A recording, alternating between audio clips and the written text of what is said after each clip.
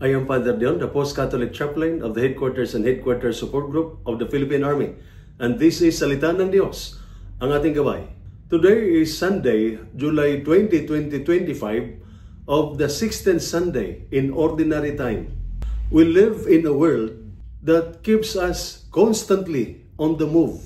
Missions to complete, problems to solve, families to support. Many of us, especially in the Philippine Army, have become experts in serving others, but not always in taking care of ourselves. And sometimes we carry so much stress, pressure, and pain in silence.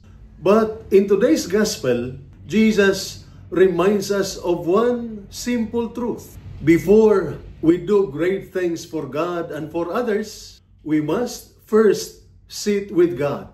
Like Mary, we must learn to rest in His presence. Martha was busy, distracted, and overwhelmed, even though she was serving the Lord. That is not far from what many of us experience, working hard, but feeling anxious, exhausted, and even resentful.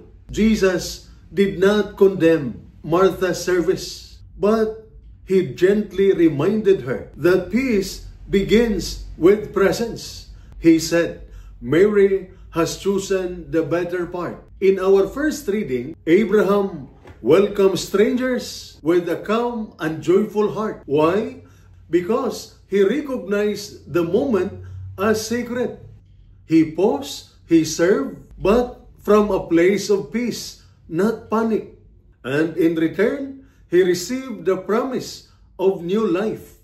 St. Paul in the second reading reminds us that even in suffering, we can still rejoice. Not because pain is good, but because when we know our why, we can endure anyhow.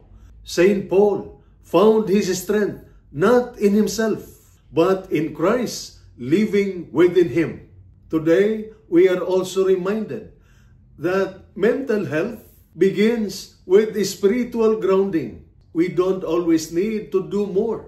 We need to stay rooted more. Rest is not laziness. Silence is not weakness. Sitting with the Lord is strength.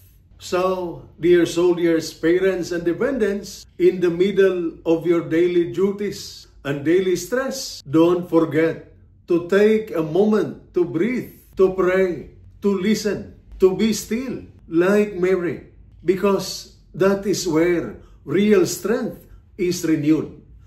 And this is Salita ng Diyos, ang ating gabay. Let us pray.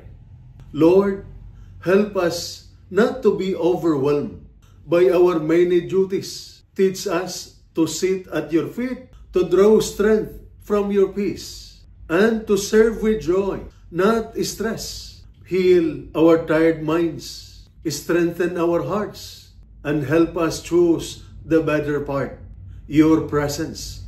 Amen. And may the Almighty God bless you and your family, the Father, the Son, and the Holy Spirit.